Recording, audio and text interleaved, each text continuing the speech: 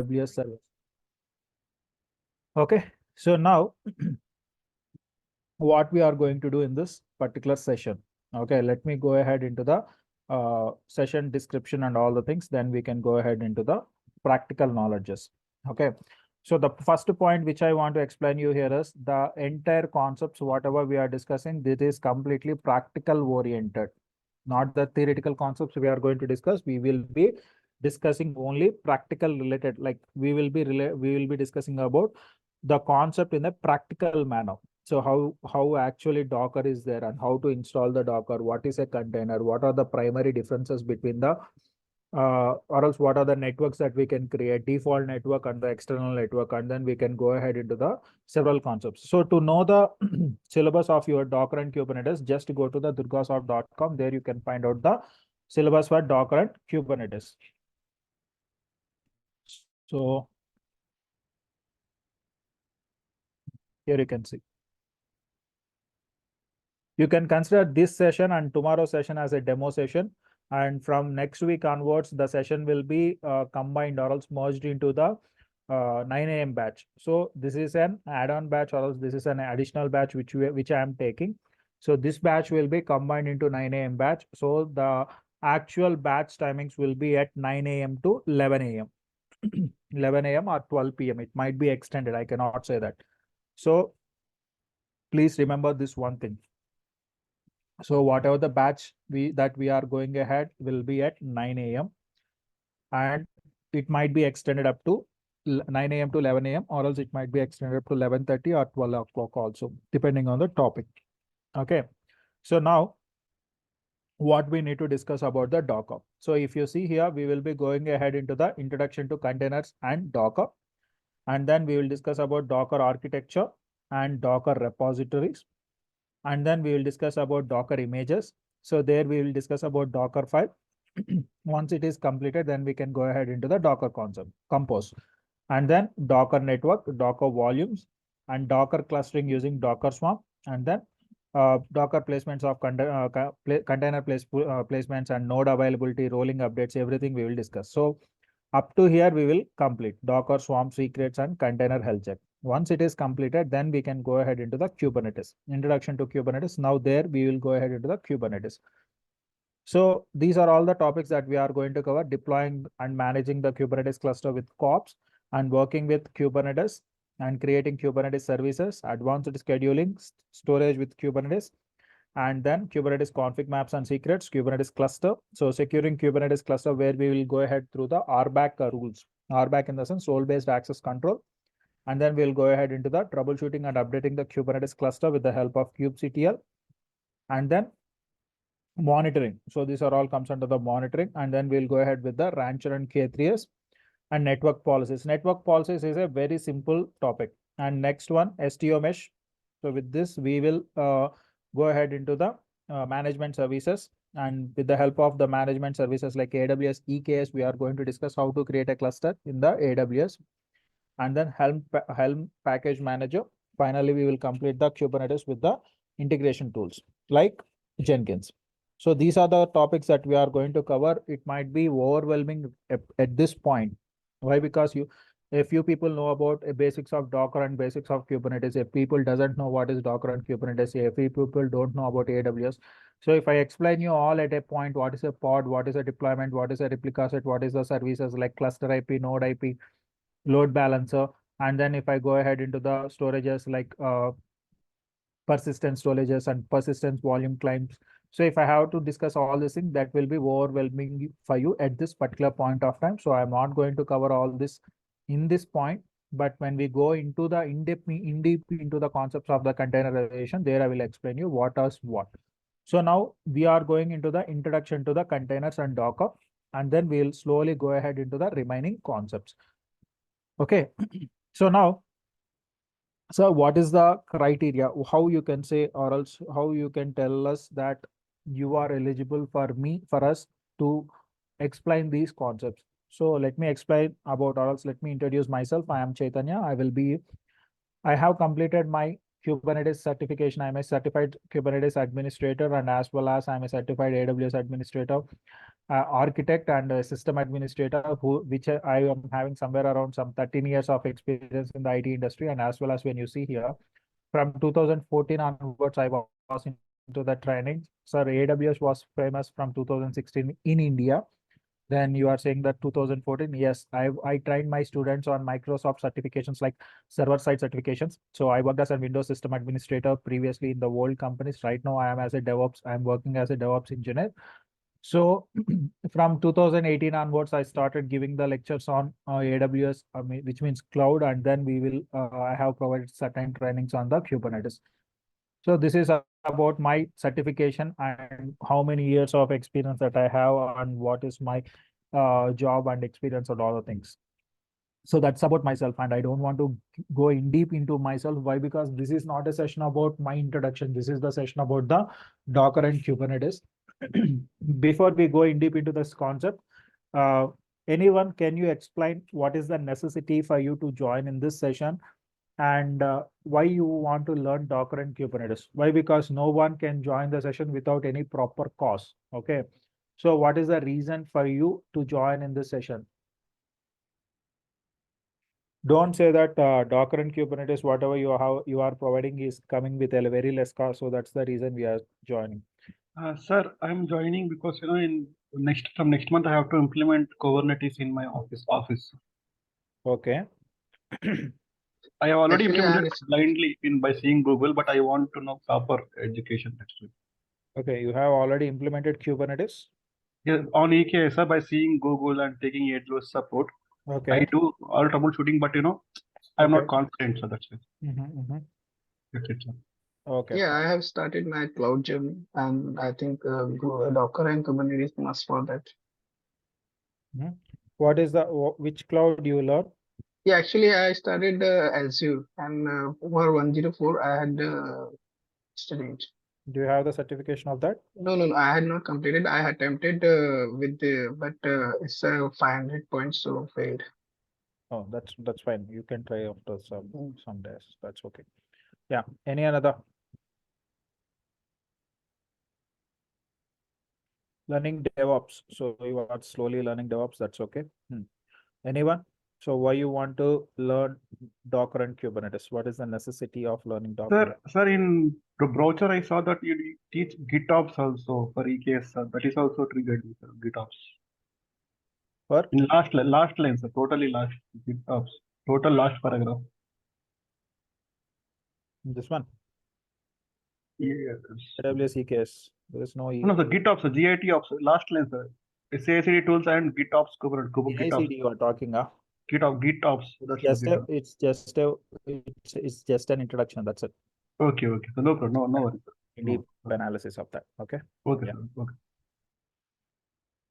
Okay. Any other questions regarding? So not the questions. Anything you want to explain, or also anything you want to say about why you want to learn Docker? I got a few points from a few of our. I can say them teammates. Why? Because here, like it is not as students, and we are providing that sessions like a students and a faculty. It is like totally that we are going ahead like a.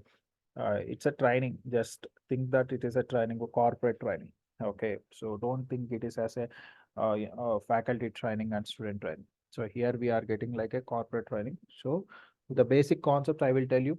Basic concepts in the sense, not like a Docker, what is Docker, and I won't leave that. So I will go in deep into all the concepts of the Docker, but you need to focus something, you need to do some work on that. Okay. Yeah. Before we go into the next concept of the things, let me go ahead into what will be the syllabus. I already shown you. And after this syllabus, what is Docker and why we are going to get ahead into the Docker.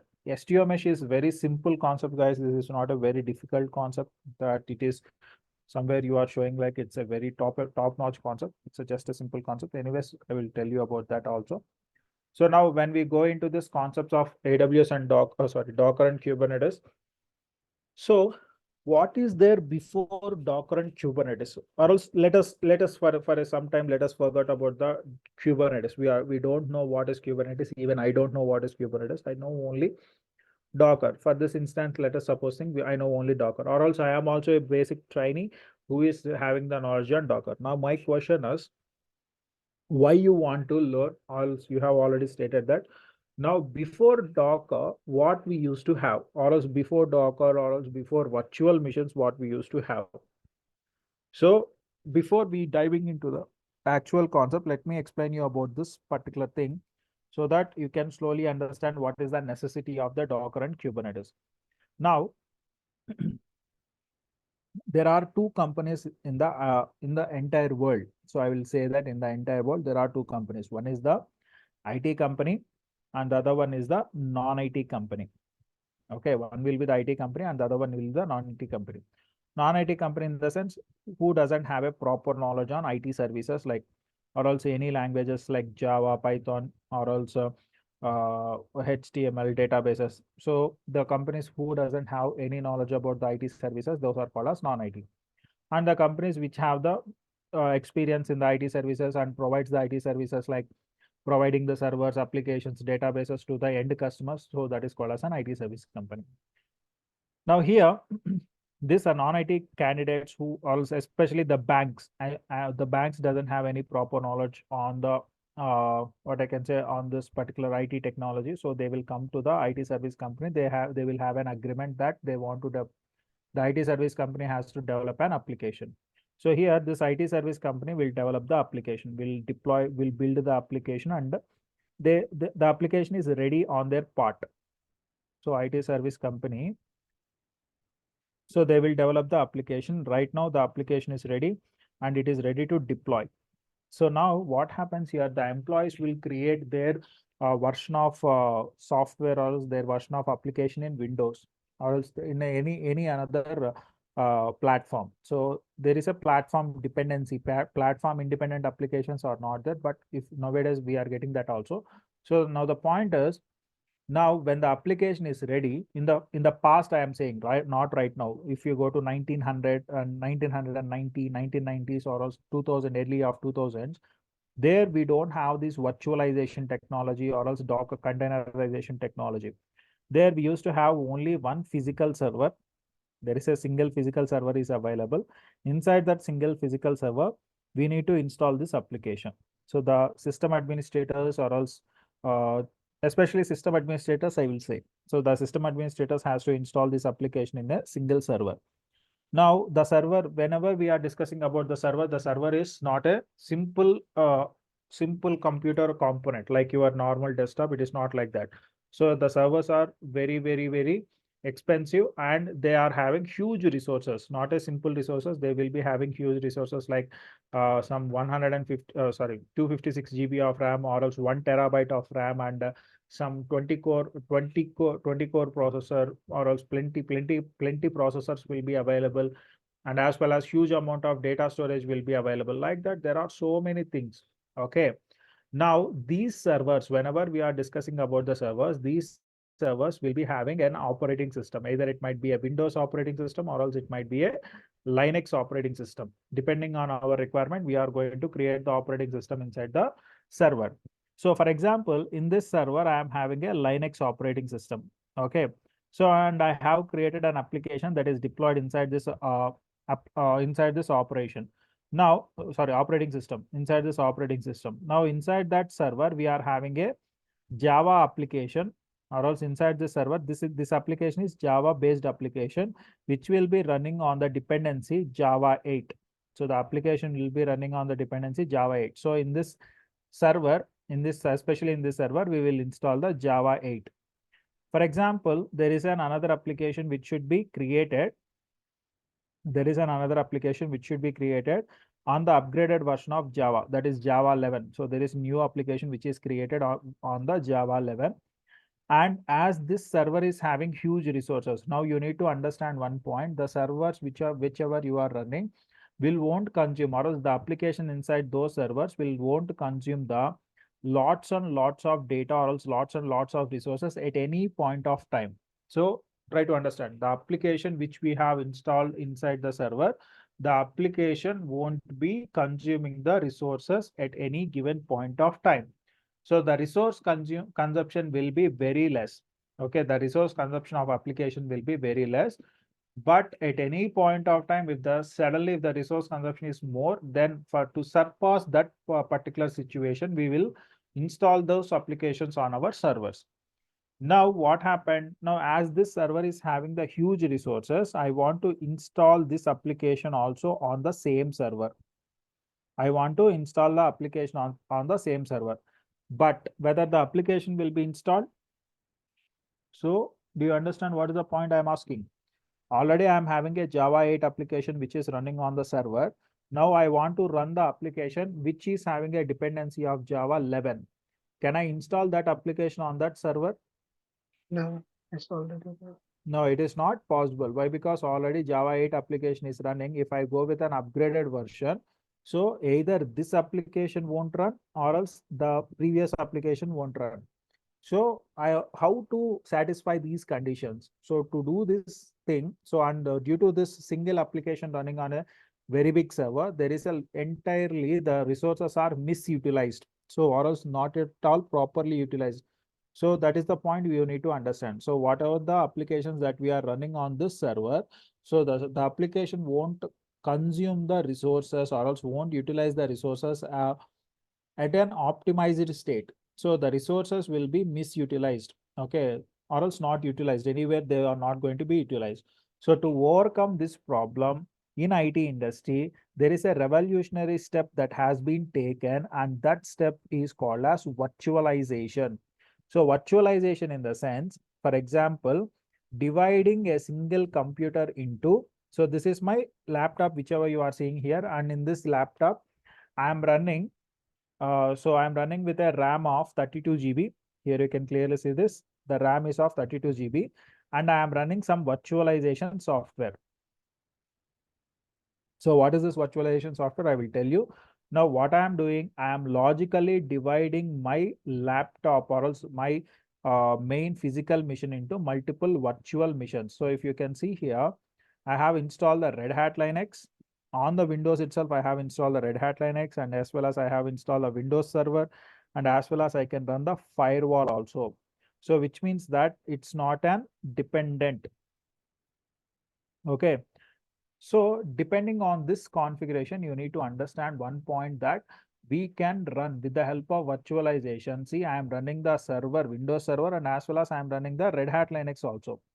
So the meaning is that on the Windows machine, I can run multiple virtualized technology or else multiple virtual missions so that we can install whatever the application that we want, we can run it out. So what is happening here? So with the help of virtualization technology, the resource consumption has been optimized. So the resource utilization has been optimized. For example, there is an application which should be, my developers has given an application which should be running on a Linux. So now what I have to do, for example, Java or Python application is that should be running on the Linux. So if I have to run that particular application on Linux server, I need to purchase a separate Linux server and then I have to install on that. So at the basic testing level, I don't want to purchase a separate Linux server, right? So what I have to do, if I have to invest that much amount, it will be very expensive for my company.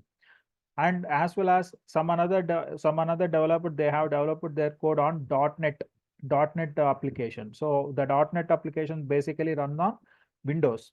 So for that, I need to run the Windows server. So again, I need to purchase the Windows server. If the virtualization is not there, again, I need to purchase the Windows server, which is not at all feasible for me. And at the same time, for the Active Directory, again, I need to purchase another Windows server. So how many servers that we will purchase? So it is most expensive for me. So to overcome this problem, to surpass this problem, what I will do here is I will purchase a single physical server. I am going to purchase a single physical server, and into that single physical server, with the help of VMware or virtualization technology, I am going to create multiple virtual machines like this. So if you see here, I am having a Red Hat virtual machine. I'm having a Windows virtual machine, Windows server, and as well as I am having Windows 10 virtual machine, or else if I want to have the Windows 11 virtual machine also available. So depending on my requirement, I can create n number of virtual machines. So How many virtual machines you can create, that totally depends on your RAM capability. Okay, you are having 8 GB of RAM, you can create one. If at all, if you are having 16 GB of RAM, you can create three. If you are having some 32 GB of RAM, you can create eight. So depending on your requirement and as well as depending on the application configuration, we can create the virtual machines on a single physical machine. So now what is happening here? What is a virtualization technology? So you will have a physical machine. On the physical machine in the sense, nothing but CPU, RAM, and hard disk. Okay, on the physical machine, we are going to install a virtual machine, virtualization software. Either it might be VMware, Citrix, or else VMware Workstation, or else KVM, VBox. These are all the virtualization tools. We are going to install those virtualization tools, and inside that virtualization tool, I can create the virtual machines. So these are all the virtual machines which I am creating. And with the help of these virtual machines, I can create the applications inside them. Okay, inside the virtual machines. So here I can create the applications. So whenever I am running the application, each application, for example, it is a .NET application, I will be running a Windows virtual machine. If it is a Java application, I will be running some Ubuntu. If it is a Python application, I can run on Red Hat. So it is not like whether we have to run the Python application or Java application on the defined servers, but I'm just saying you. So depending on on my requirement, I can run my applications on the different virtual machines. So now what is happening here? The resource utilization is optimized. Okay, every application is using the resources and it is running. So now the point what you need to understand here is what is the main concept of virtualization here is. So here you can see a diagram so that you can get a clarity about the virtualization.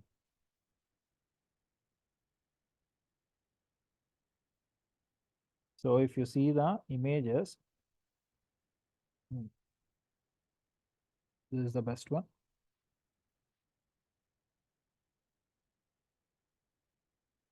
Look at that. So a server hardware will be there. So this is a hosted virtualization, guys. This example is especially given for the hosted virtualization. There are two types of virtualizations. One is hosted bare metal virtualization. And the next one is hosted virtualization. Now, what is the main difference between bare metal and hosted? Now, here you need to understand two more terms, that is host OS and the guest OS. Host OS is the OS or else operating system which is installed on the server. Okay, a virtualized guest OS is a OS which will be installed on the virtual machines. So this host OS is installed on the server itself and the guest OS is installed on the virtual machine. Now, if you can see here, I am having Windows 11. So this Windows 11 is my host OS. Why? Because it is directly installed on my laptop. In the same manner, if I go to the VMware workstation, inside this, I have my different servers. So these are all the guest operating systems. So this is the Windows Server 2019, which is installed with the help of Windows Server 2019 operating system.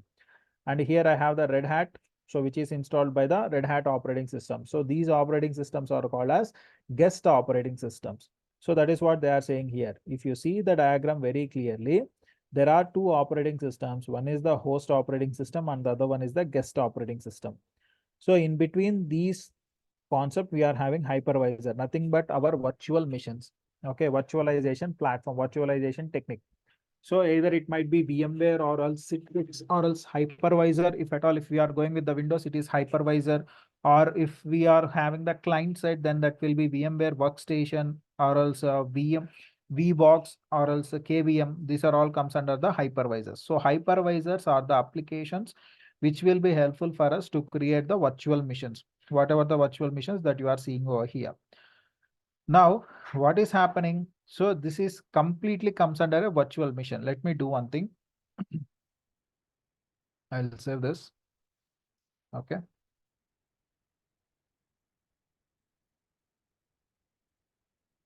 Let me open with Paint. So this entire thing will comes under a virtual machine. App and app related binaries and libraries and guest operating system. This is virtual machine 1, virtual machine 2, and then we are having one more virtual machine. This is virtual machine 3. Now, when we are creating the virtual machines, we don't have any connectivity with my host operating system. Okay, host operating system is for installing this hypervisor. That's it. Are you able to understand here? So the host operating system, whichever we are using here, this host operating system is only for installing the hypervisor. Okay, sometimes this host operating system is also not necessary.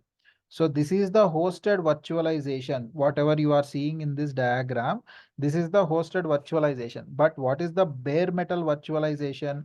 In the bare metal virtualization, you even doesn't have this host OS. Let me show you that. Bare metal virtualization. Yeah, this will be perfect diagram.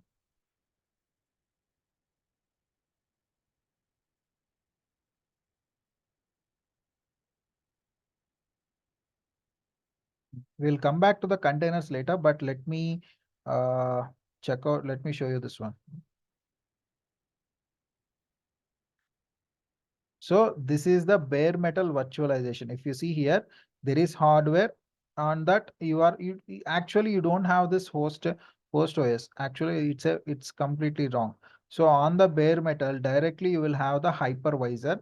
On the hypervisor, you will have the guest. So it is a completely wrong diagram. Whoever is, don't go with this diagram. It's completely wrong. Let me check. Yeah, this is perfect.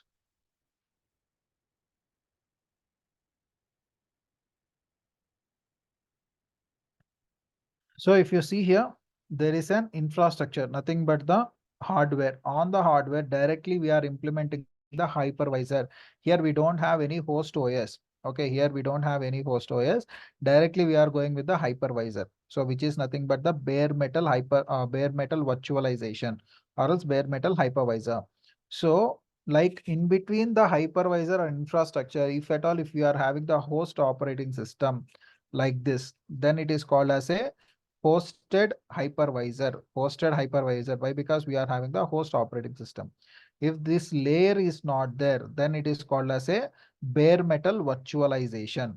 Okay, now majority number of the companies, either it might be Amazon or else it might be Azure or else it might be GCP, any cloud. If you take, every cloud platform is running or else every cloud platform servers are running on the virtualization technology only. So virtualization is the key component for your entire cloud. Okay, so whatever the cloud that we right now we have, either it might be virtual machines or else the databases that are running on the virtual machines, everything is interlinked with the virtualization only. So without virtualization, there is no cloud. Okay. So now what happened here? So the server is there. On the server hardware, I am installing the operating system. On the operating system, we are installing the hypervisor. In the other banner, if I have to say in the bare metal platform size, then hardware, directly we are installing the hypervisor. On the hypervisor, we are going to install the virtual machines. So this is the main common theme. Now, these are the virtual machines which we are having. Now, what we are going to do here is, so each virtual machine will have its own guest operating system. So what happens when we are creating the virtual machines itself, we are going to install the guest operating system. For example, take this VM as the Red Hat VM and this VM as the Windows VM and this VM as the Ubuntu VM. So each virtual machine is having its own operating system. So whenever the application wants to execute, they will execute with the help of the guest operating system. There is no necessity of the host operating system. So why this application wants, so if at all if the user is communicating with the application and he wants to get some data, so now the application has to communicate with the hardware to execute whatever the user is requesting. For example, if you want to play a movie or else if you want to run any application, first of all you will communicate with the application and the application will transmit the user requirement to the hardware. Now user has requested in the user understandable language, but hardware won't understand the language which is provided by the user. Try to understand here. User will provide the request on the user understandable language, but the hardware won't understand the user requirement. Why? Because hardware language is the binary language. So who will convert this user language into the binary language? Anyone? You are from the IT background Kernel. only, right? Kernel, sir. Kernel, sir. Very good. With the help of kernel, we are going to convert the user understandable language into the hardware understandable language. So nothing but compiling. So you might heard about this word in your BTech. So compile the C language code, compiling. What is meant by compiling? Converting the user understandable language into a binary language or machine language, then that is called as a compiling, if I am not wrong. So in the same manner, if every application will have its guest operating system, so that will be compiled. So this guest operating system will communicate with the hardware for the processing. Now, what is happening here? So because of this virtualization, the entire IT industry has been changed its phase. Now everything is pretty similar. So if we have a single server on a single server, we can run the multiple application we require. For example, here I can run Java 8 version on one virtual machine. In the another virtual machine, I can run Java 11. In the another virtual machine, I can run .NET application. So every application will have its own dependency and we don't need to worry about that. So this is the main agenda of the virtualization. So do you understand what is a virtualization? Any questions here? No, thanks. Any questions? Okay. So now after the virtualization, why we are going ahead of virtualization? See, if we are going ahead of one thing, then there is some drawback of that particular system. That is the reason we are improvising. Okay, we are not leaving that system, we are improvising that system. Containers are the improvised versions of your virtualization. Now, why we need to go for the containers? So virtualization, virtual missions are heavy weighted missions. Which means, for example, I am having a server. Let me go with this small concept. I'll copy this.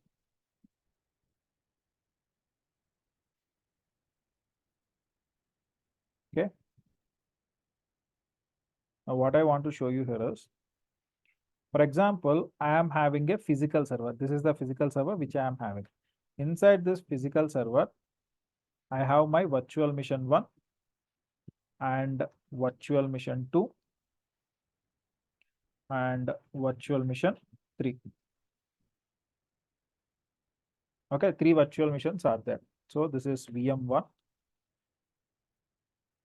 for one application. For example, let me go ahead like this is the I'm giving just a labels Red Hat server with the Java application. Okay, there is another server which is of .NET, or else let me do Windows with .NET application. And there is one more server is there.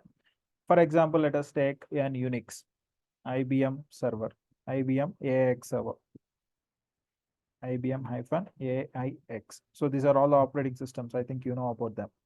So it is running a Python application. Okay.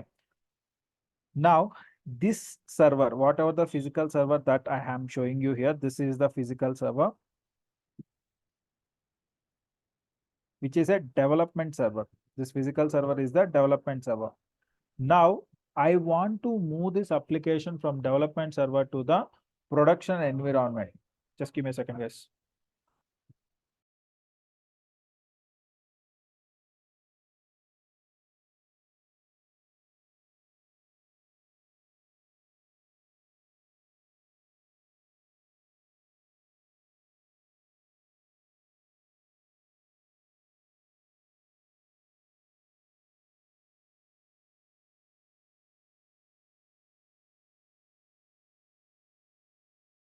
Sorry. So now this physical development server, this is the physical development server, and whatever the virtual machines that are there, these are all the development virtual machines. Now I have another server. I'm having another server which is a production environment server. So now what is the meaning of that? So this is the server where every user will or else this server will get the traffic from the outside users. Now what I have to do? So I want to move these virtual machines. I want to move these virtual machines from the development environment to the production environment. So now please understand one point. So if I want to zip them, so how I can move them? So I cannot move physically. Okay, these are not a physical mission. So I need to, these are the logical missions. I need to convert them into a compressed files and then I have to transfer. So anyways, if at all, if I compress the files also, the size of this virtual machine will be very high. Why? Because we have an guest operating system installed on the virtual machine. So when this guest operating system is installed on the virtual machine, when the operating system is installed on the virtual machine, to compress this, it will take a space. So like 4 GB, 5 GB or 10 GB, depending on the application. So this application, this particular guest operating system. So now what I'm doing, this virtualization, virtual machine, when I want to transfer from the development server to the physical production server, it is consuming a huge space. So to overcome this problem, to overcome this main problem, so now what I have to do?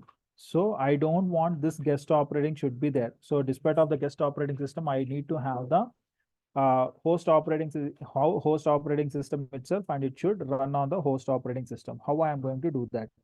So to do that, what I will do here is I will go ahead into the concept of containers. See there, I'm going to the concept of containers. So now what happens? There will be an infrastructure. On the infrastructure, we will be installing the operating system, whatever we require. On the top of that, we are going to run the container engine. So here we don't have any guest operating system separately, like in the hypervisor, like in the virtual machine, whatever I am showing you. So the application will be there, whichever are the applications, all the applications will be created inside the containers. These containers are created on the container engine. So here you need to know about two words. One is container and the other one is container engine. And the next one is operating system. As we know, this is the host operating system. So this host operating system is installed on the infrastructure. So these are the points that you need to understand. So the overall concept of containers is eliminating this guest operating system. Just give me a second.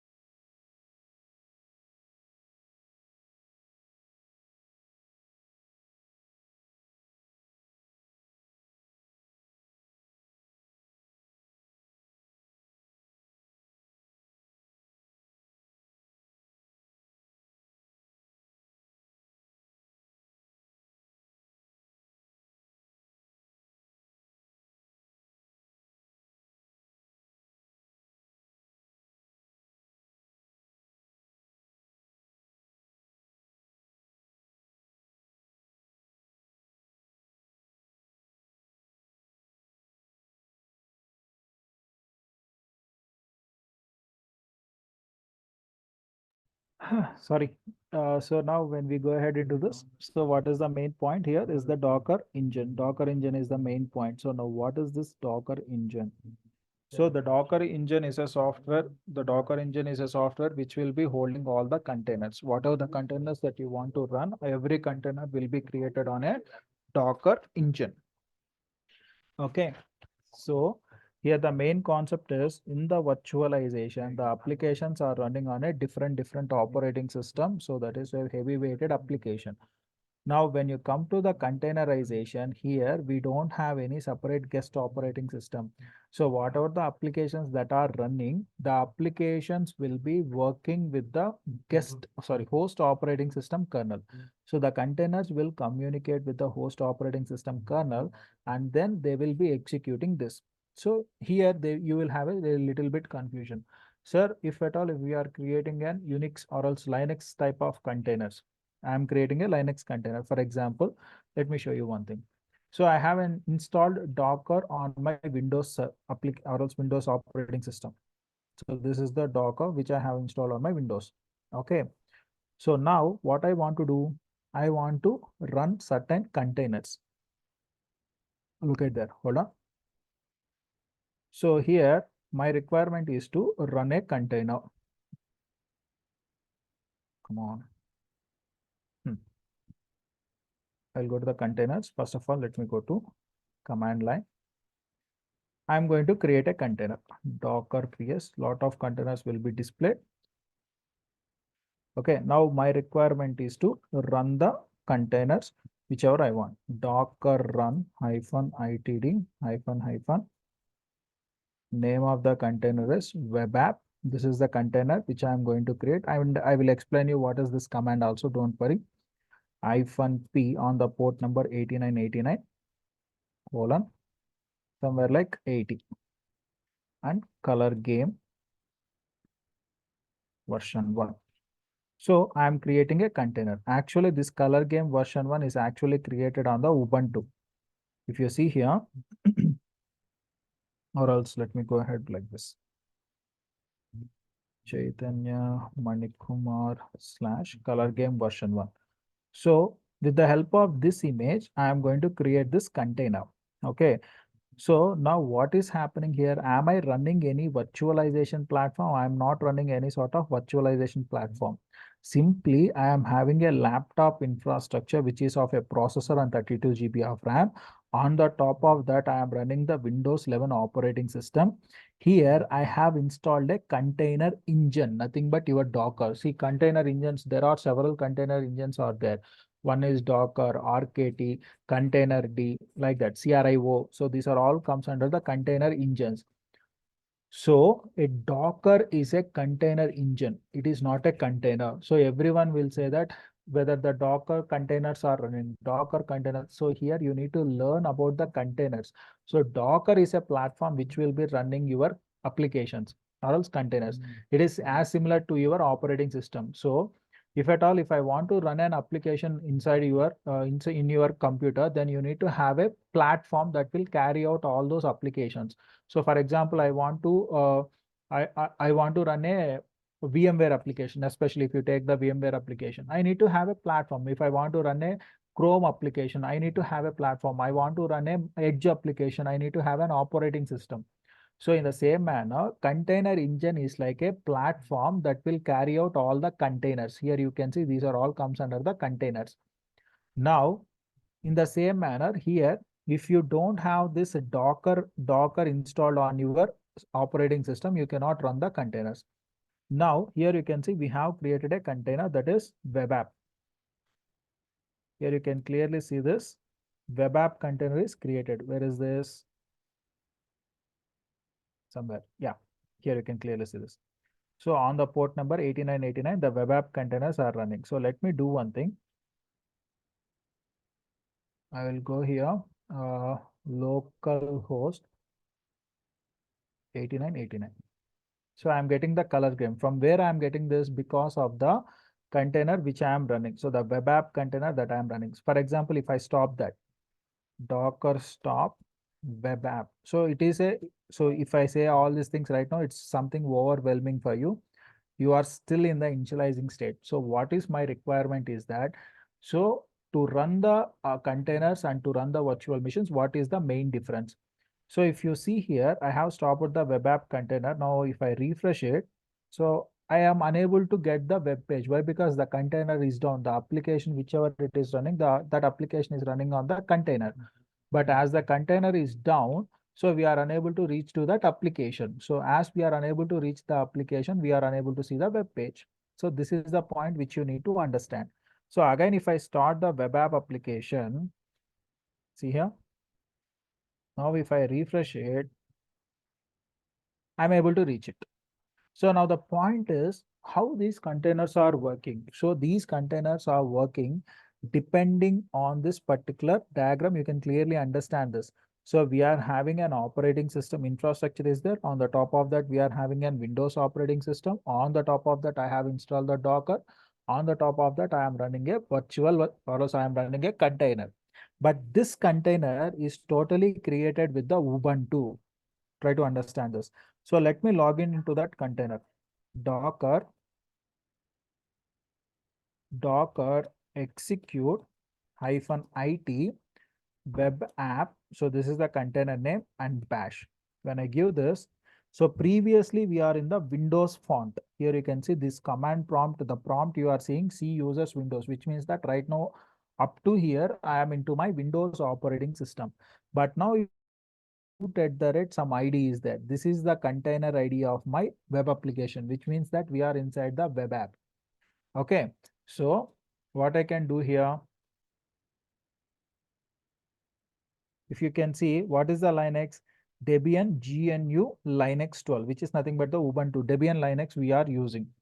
Now you need to understand a point.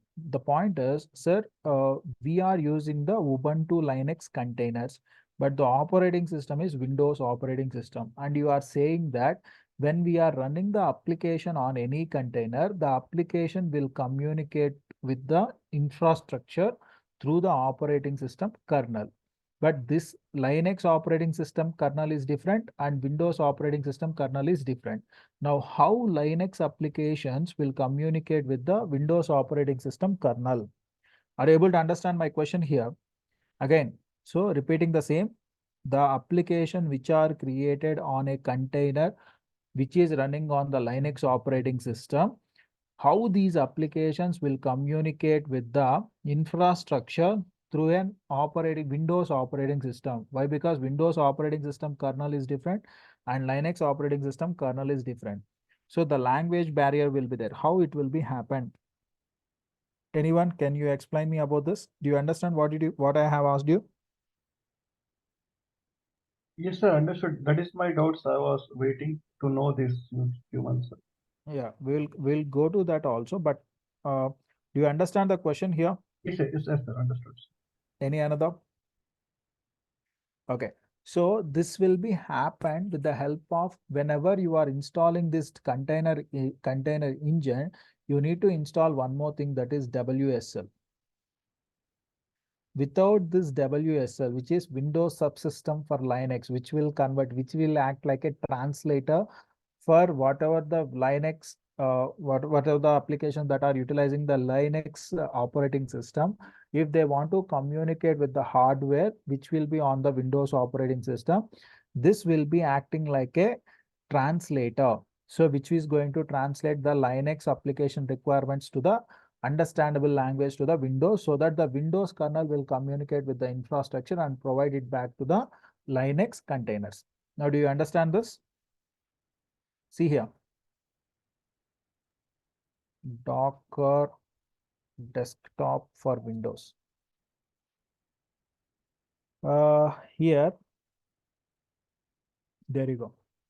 WSL2 system requirements, WSL version. This is very much important. Without WSL, we cannot run the Docker desktop. So Docker desktop functionality remains constant on both WSL and hypervisor without a preference for the either architecture. Hypervisor and WSL have their own advantages and disadvantages depending on your specific setup and your plan use case. So definitely we need to install this WSL. Okay, so now if you can see here, what is WSL in Windows? Or else you can go for the Linux also. So Windows subsystem for Linux. Windows subsystem for Linux is a feature of Windows that allows the developer to run the Linux environment without need to have a separate virtual machine or dual booting. So do you understand what is a WSL here? So that is the reason we need to have this. See that Windows subsystem for Linux is a feature of Windows that allows you to run the Linux environment on your Windows machine without a need for separate virtual machine or dual booting. WSL is designed to provide the seamless and productive experience for the developers who want to use both Windows and Linux at a same time. So this is the main concept of your entire Dockerization. If you are using multiple so your host operating system is different and your container operating system is different. Operating system in the sense container environment is different. Now, how those containers will communicate with the different operating system with the help of this WSL. Do you understand now? Yes. Hello. Yes, understood. Yes, sir, yes. So that's about your containerization. So we are going to discuss in deep about the containerization next in the upcoming 15 minutes. Okay. And then, so today my agenda is to make you understand about the Docker networks, installing the Docker on a Ubuntu server, and then Docker network, how many networks we can create, what are the different types of Docker networks that we are having. And then we will go ahead into the Docker image creation. So most probably, 12 to maximum 12 to 12:15 take a break, and from 12:15 we will start, and most probably it will take an 1.5 hour of session, 1.5 hour to 2 hours of session. Most probably it will be around 2 o'clock. We are going to wind up the session. Okay. So have a break and come back as soon as possible.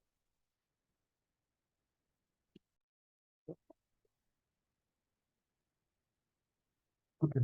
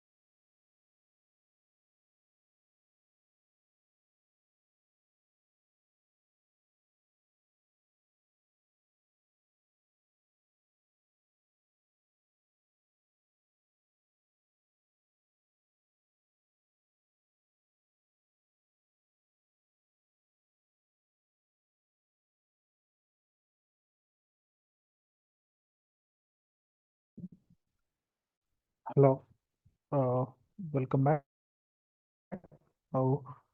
Whatever we have discussed, it is all about the introduction to Docker. So why we need to go ahead with the containers and what is the meaning of Docker. These are the things that we have discussed up to now. So today, now the next topic is how we can install the Docker on a Ubuntu mission or else on a Red Hat mission. So that we will see. To do that, so we are going ahead into the AWS. So in AWS, we are going to create a server, and then with the help of that server, we are going to install the Docker. So to know this, you need to have a basic understanding about the AWS EC2 instances. If you don't know about that, go through any YouTube video, you know how to create, they will give you how to create the EC2 instances. It is not recommended that we need to go ahead into the concept of EC2 and again we need to learn about AWS and all the things. So just check out that you need to have a brief understanding about how we can create the EC2 instances. Okay, so if you have that knowledge, then we can go ahead into the concepts of installing the Ubuntu or else installing the Ubuntu EC2 instance, and then we will install the Docker. So now the point is, so I already said you the whatever the AWS or else whatever the Docker that you want to install. So everything, the entire cloud is utilizing the virtual machine. So here also we are deploying the virtual machine only. So let me install an Ubuntu or else let me install an instance that where we are going to run the Docker. So I will launch this. So it is my docker underscore server underscore Ubuntu. I'll go ahead with the Ubuntu. T2 micro is good. Key pair will be AWS default, and I'm going to launch this instance. So once we have launched this instance, now what we can do here is I can install the Dockerization application like Docker. So before we install the Docker, I just want to show you one thing. So right now what we have done, we have just created an server. Okay, this is the physical server which we have created. So to this physical server, whatever the server that we have created, to this physical server, we will have a network adapter. So whatever the data that is coming from the internet, or else if any data that the server is requesting to go and come, we need to have an adapter. Okay, so that adapter is the Ethernet adapter, which will be helpful for the data transmission between the internet and the server. And this adapter is connected to the Ethernet. This adapter will be connected to the internet. So now whatever the data that you want, you can collect it from the internet. That is what the main agenda is. Now here you can see this is a server with a public IP of 18.205. This will be on the Ethernet adapter. This is the public IP. And then we have a private IP address also. Private IP address for the internal communication, public IP address is for the external communication. External communication in the sense, if you want to communicate with the internet, if the server has to communicate with the internet, then that should have the public IP. And internally with server to server communication, if you have the private IP, that is more than enough. So these two IPs are assigned to the same adapter. Okay. Now the next thing what I will do here is, by defaultly in any computer or also any server that you will take, there will be a loopback adapter. So anybody are from development background again. So if you want to test an application, you will use the local host. So 127.0.0.1 or else 127 series of IP address that you will use. So to know whether the application is properly running on your mission, to test the application or else to test the networking interface, everything, you need to have a loopback adapter. So in this server also, by default, you will have a loopback adapter and then Ethernet adapter. So as you can see here, we have installed the Docker, we have created an Ubuntu server. Let me access that server.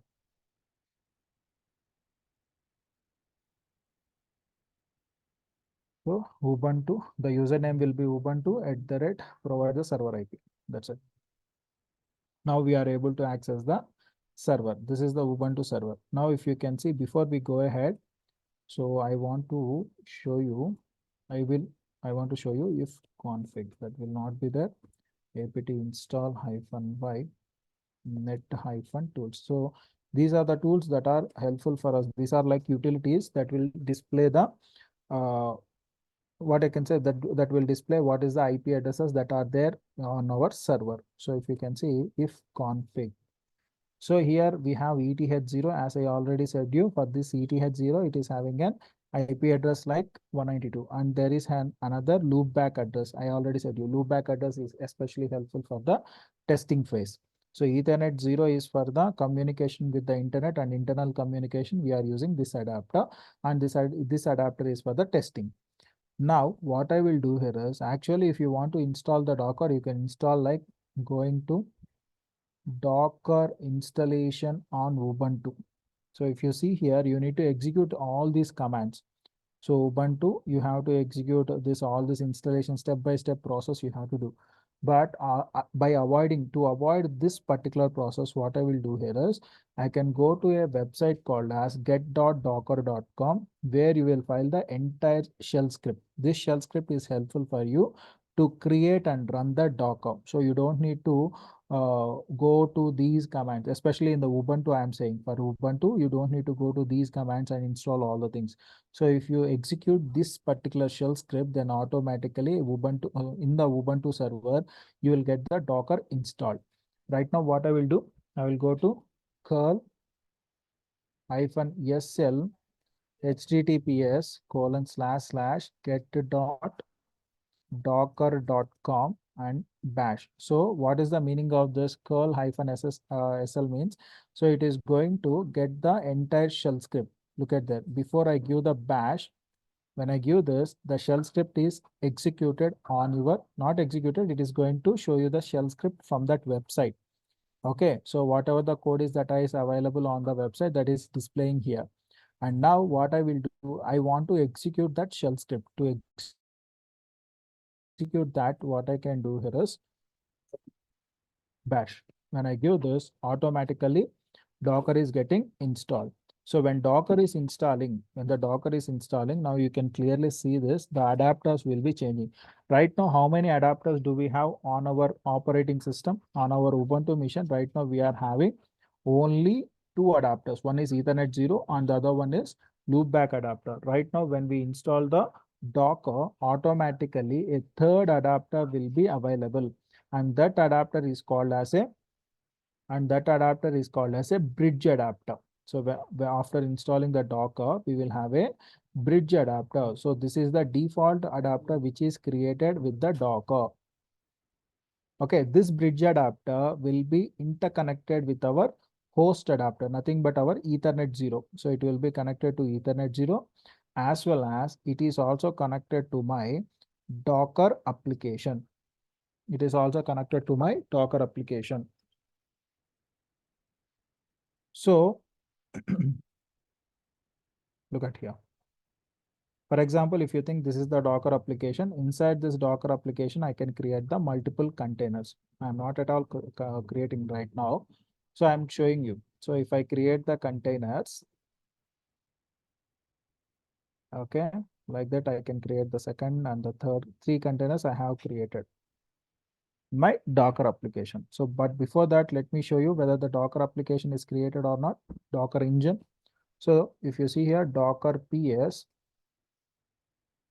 So we are getting we are able to get the Docker commands. We are able to execute this, or else you can see Docker info. With the help of this command, I can check out that what are the available, which version of Docker is installed. Everything will be, we will be able to see this. So if you can see here, right now we have the Docker 25.03 is the version right now it is installed. Okay, on the Ubuntu machine.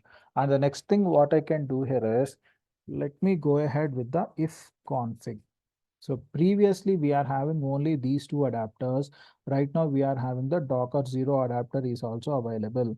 The main functionality of this Docker 0 adapter is to make the interaction between the Docker containers and then with the Docker containers and with the network adapter. Okay, our default network adapter, which is called as an Ethernet 0. So this is called as a host adapter in the sense server adapter, and this is called as a bridge adapter. Docker 0 is a bridge adapter. You can see bridge docker 0. Okay, it is having the IP address range as, this adapter will have the IP address range as 172.17.0.0/16. This is the network range of this particular adapter.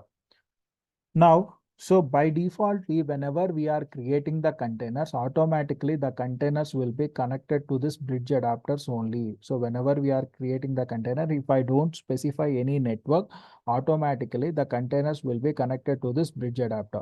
So let us create the containers. So to create the containers, what I will do here is I will execute a command. So I will explain you what is this command actually in the Docker lifecycle so that you can get a clarity about the command. But now what I will do here is docker run -itd, docker run -itd, name of the container is somewhere like I will go with hold on.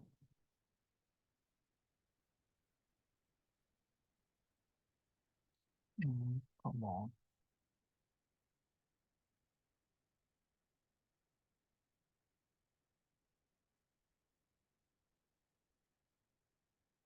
Okay. Name of the container is somewhere I will go with the web app container, or also any container name you can give.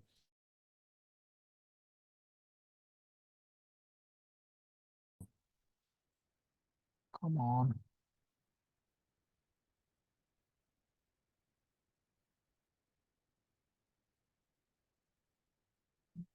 Docker run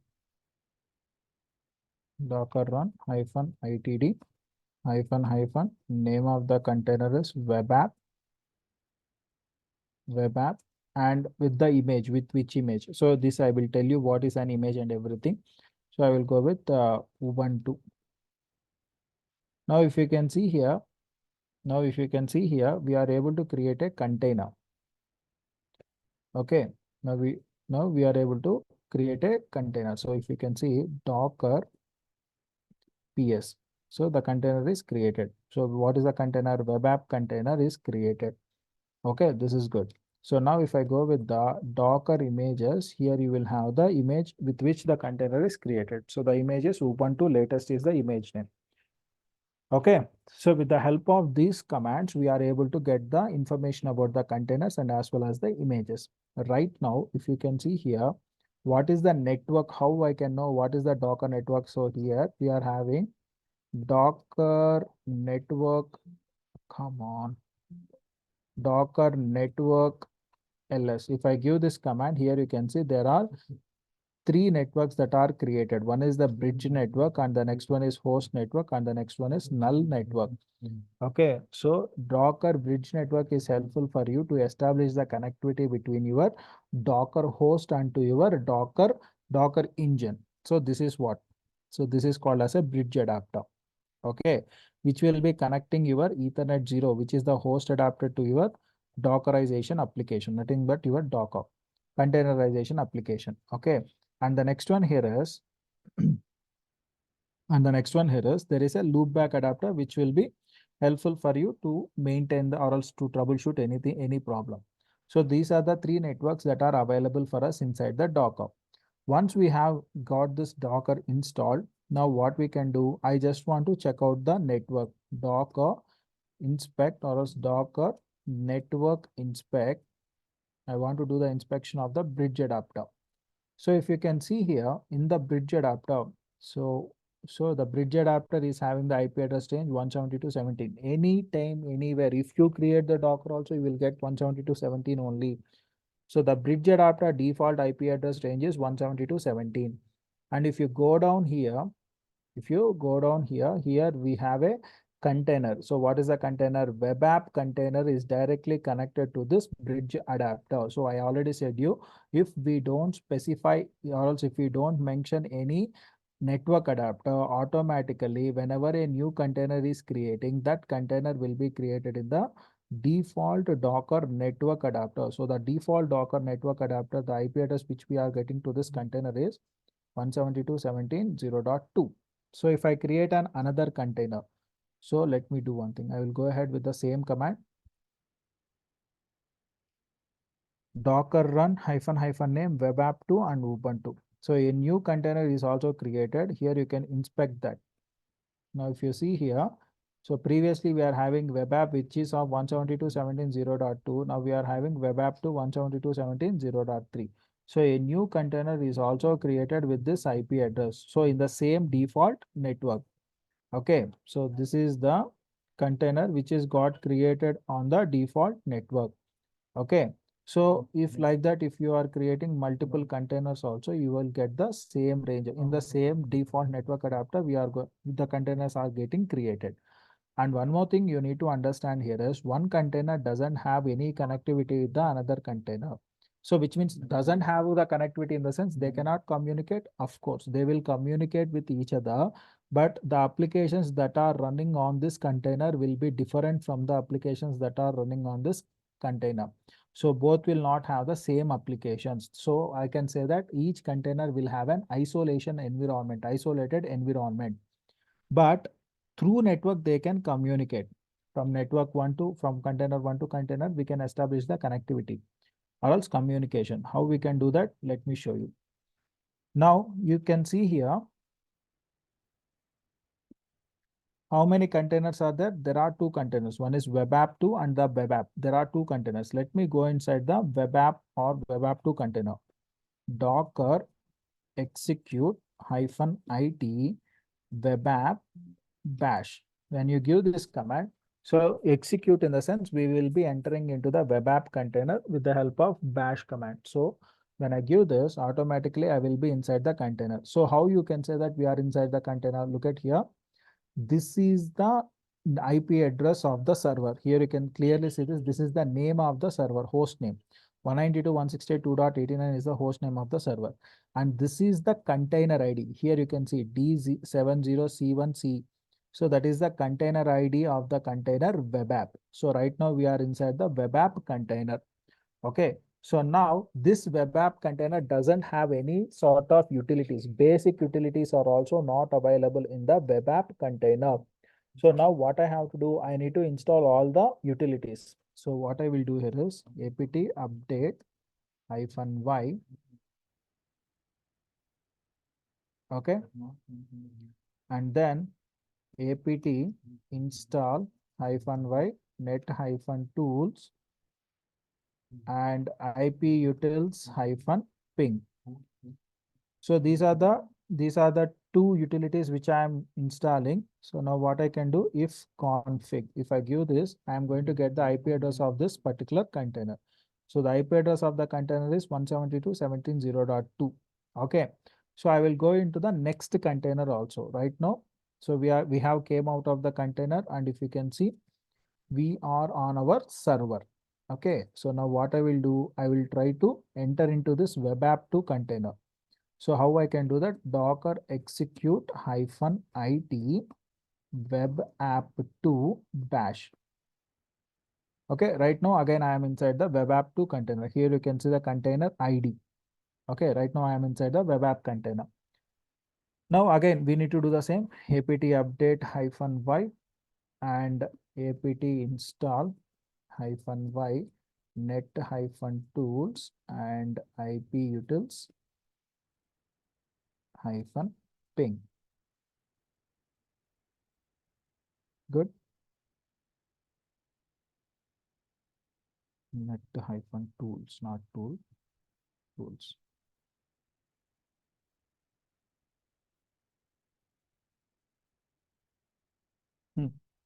If config, previously we are having 172.17.0.2, right now we are having 172.17.0.3. If I try to communicate with the another container, so 172.17.0.2, which is web app container, I'm getting the response. So the meaning is these two containers are interconnected. So web app 3 is able to communicate with web app 2, vice versa, web app 2 is able to communicate with web app 3 through the bridge network adapter. So this is how the communication will happen. Okay. So the bridge network adapter, the default bridge network adapter will establish the communication between the two containers. But there is a drawback with the bridge network adapter. So the main drawback with the bridge network adapter is if you want to communicate with the container name, that won't be happen. So see here, ping web app. So right now I am in web app 2. I'm trying to communicate to web app container. So if I provided the container name, I am unable to communicate. So this is the main drawback of the default network adapter. So the default network adapters won't be able to communicate between the containers with the name. So the containers can communicate with the IP address, but if at all they try to communicate with the name, that is not going to happen. In certain ways, I will tell you with an example whenever we go ahead into the application. So note down this point. So, and it's a very important point. So I will exactly when we go into, or else when I show you a sample application, just a basic application, why we need to have the container name there, I will explain you. Okay, right now, what is the purpose here? The default network adapter will be automatically created with the Docker. Okay, so and the whatever the containers that you are creating, if you don't specify the network name, automatically they will be created under the default bridge network adapter. And the default IP address of this Docker 0 adapter is 172.168.0.0/16. And one container, if one container wants to communicate with the another container, the communication will happen through IP address, but not through the name of the containers. So these are the points that you need to remember. Any questions here?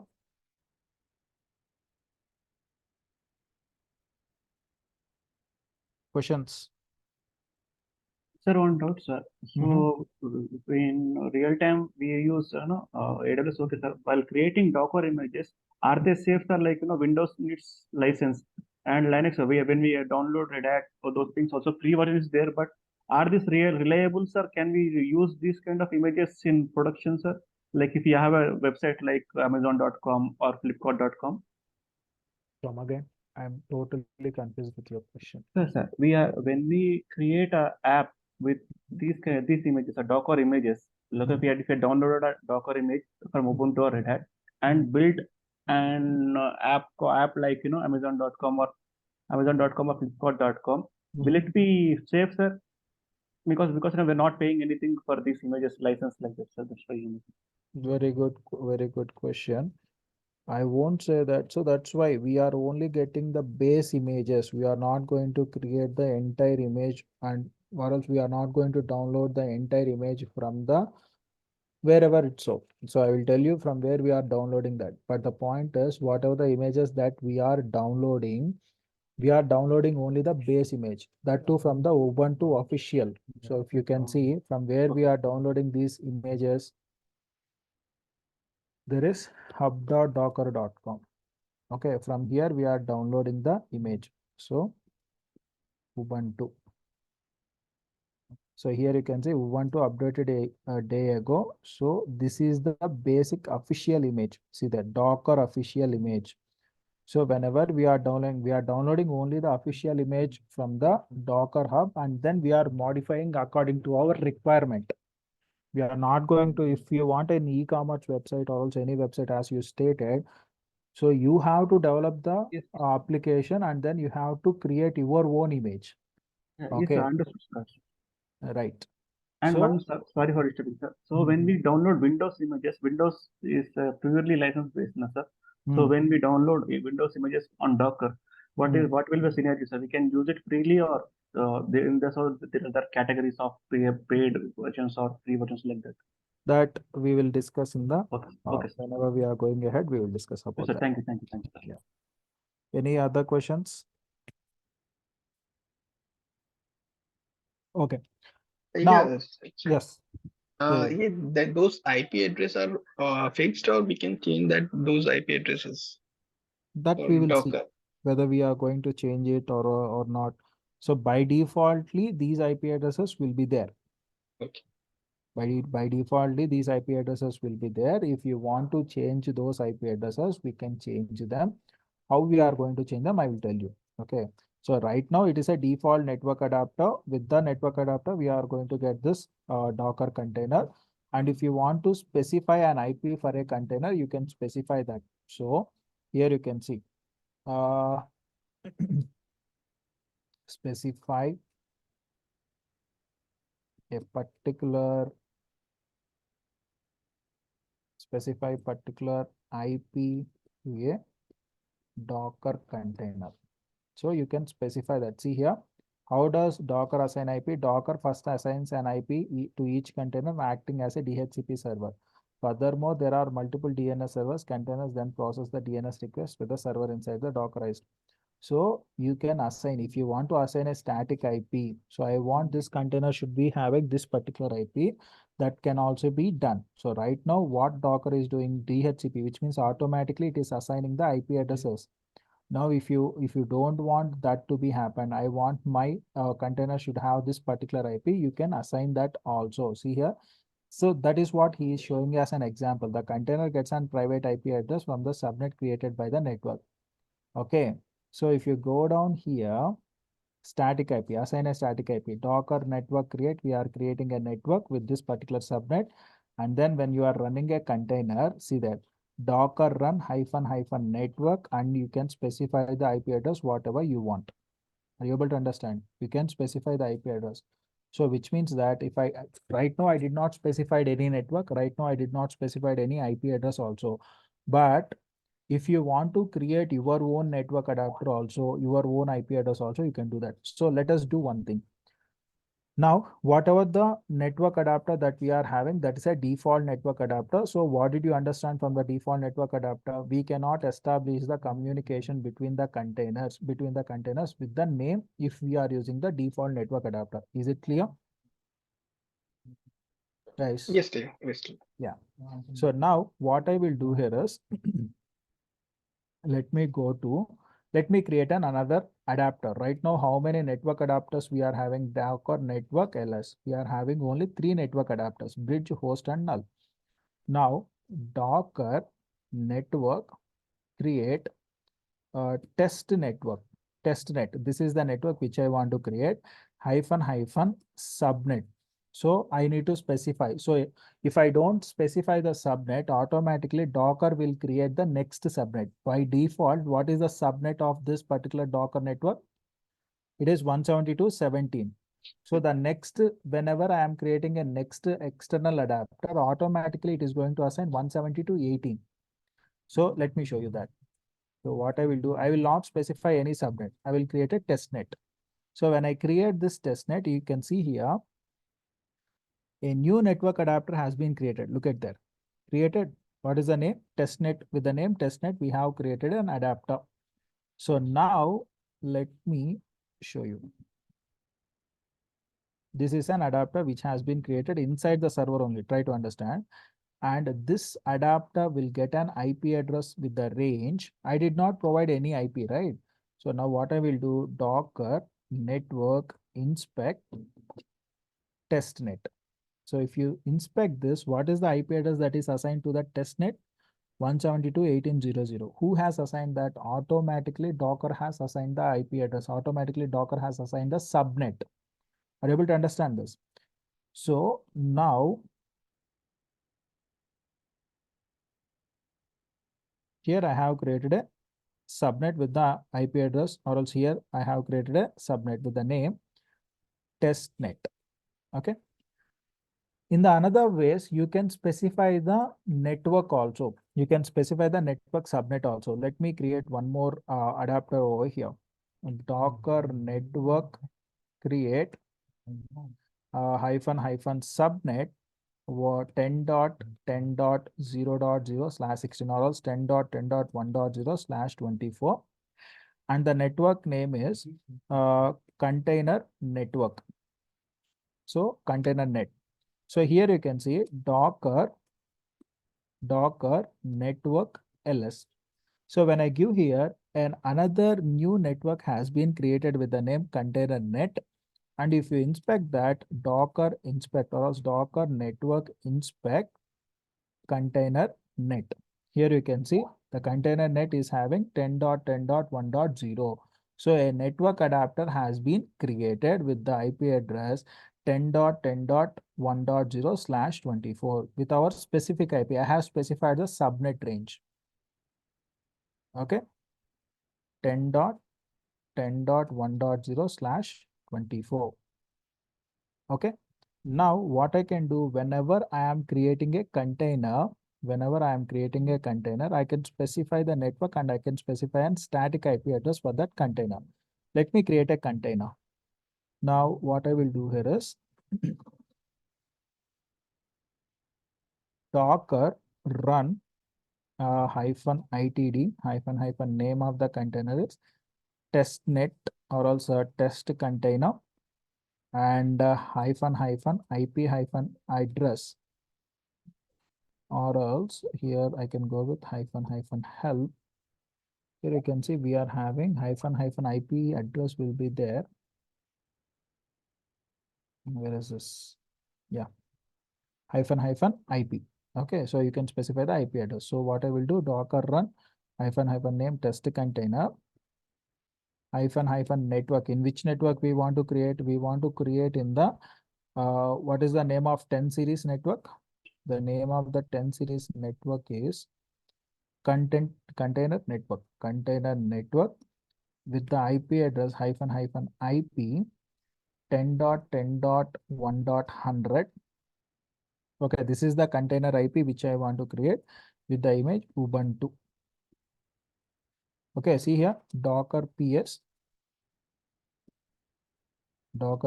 a container has been created with the name test container.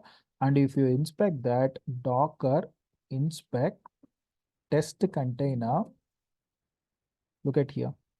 We have the IP address, the specific IP address. So previously I did not specify any IP address. Dynamically, Docker is giving the IP address. Right now, what is happening? I am specifically assigning the IP address to my container. This is what the IP address that I want. So I have created my own network, my own Docker bridge network, and then I have specified the IP address, static IP address to my container. So is that clear for you? This is what you have asked. Yes, yes. You got your answer? Yes. Okay. Any other questions? Right, fine. So now what I am saying, if the containers are connected to the default network, they will not communicate with the name. So right now I have shown you also, if there are two containers that are connected to the default network, one container will not communicate with the another container through the name, but they will communicate with the IP address. So to overcome this problem, what I will do here is I will disconnect these two containers from the bridge network adapter, default bridge network adapter, and I will connect these two containers to the external bridge network. So we have created some external bridge network, right? What is that? That is the test network. Here we have created the test network, right?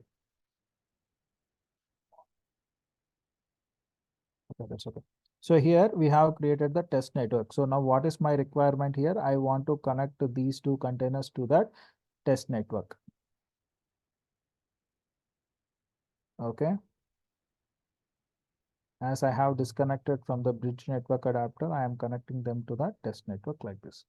So now let us connect them. First of all, what I need to do, I need to disconnect them from the bridge network. So Docker network network, or else, yeah, inspect bridge. So if you see here, two containers, web app container and web app 2 containers are connected to the bridge network adapter. Let me do one thing. I will copy this for your reference. I'll give it on a notepad. Okay. So right now, these two containers are having 172.17.0.2, which is connected to the default Docker network adapter. So I'm going to disconnect these two containers. How? Docker network disconnect bridge from the bridge network adapter. From the bridge, what are the containers? Web app container and web app 2 container. So right now, two containers are disconnected, which means that they are not directly connected to the another network. If you can see, Docker network inspect bridge, look at here. Docker network inspect, and if you see the containers are not available. Previously we are having some option here, containers. Right now we don't have that option over here. Okay, look at that, there are no containers. Previously we are having web app and web app 2 containers on the bridge network adapter, but right now there are no containers. Then whether they are connected to the another network, let us see. Docker network inspect, what is the another network? Test net. So they are also not connected to the test network. There are no containers that are connected to this test net. See there. Or whether they are created to any another network, container net. So there is no containers that are connected. Only test container is there, but not the web app and web app 2 containers are not connected to this network. So they are not connected to any network. Containers are running, guys. So if you can see Docker PS, containers are running, web app 2 are running, but they are not connected to any network. So now what I will do here is, let me connect them to one of the network. Docker network connect test net, and the containers are web app and web app 2. Now if you can see Docker network inspect test net. So the new external network, if you see here, we are having the containers with a different IP address. So previously these two containers are having the IP address as 172.18.0.2. So previously these are 172.17.0.2. Right now they are having 172.18.0.2. So which means that the network has been changed. Now let me go into one of the container. So Docker execute -it web app. Now I am going into the web app container, and then I will try to ping with the name. So right now I am in the web app. Okay, ping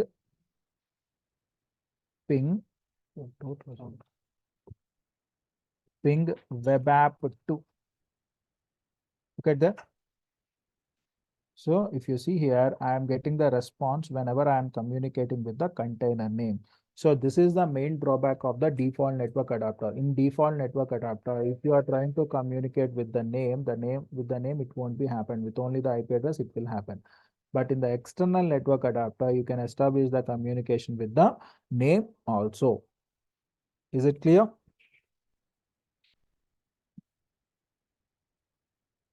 Yes, yes. Okay.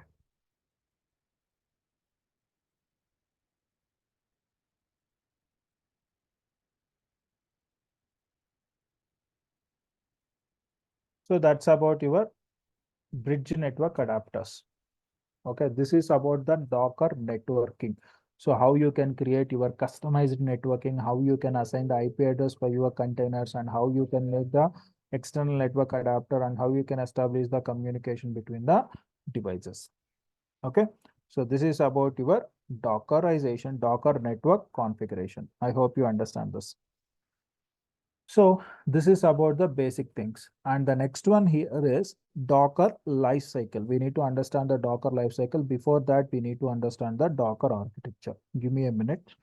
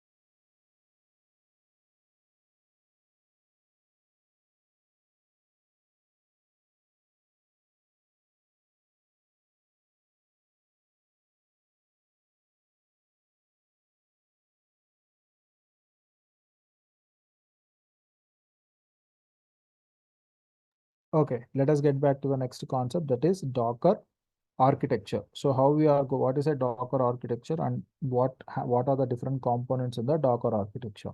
So when we are discussing about the Docker architecture, so I hope that this networking is pretty clear for you. Any questions in the networking before we go into the next concept of Docker architecture? Not so much. Anyone? Okay. So now the Docker architecture, what we are going to discuss here is whenever the user want to communicate with the Docker. So first of all, there should be a Docker CLI. So where he will be executing the commands, all the commands will be executed on the terminal. So whatever the Docker PS or else Docker images, okay, Docker images or else Docker network ls. So whenever he is executing the commands, the Docker daemon is responding to the user request. So there should be a CLI. So CLI or else GUI. So first of all, from in the client side, let me do one thing.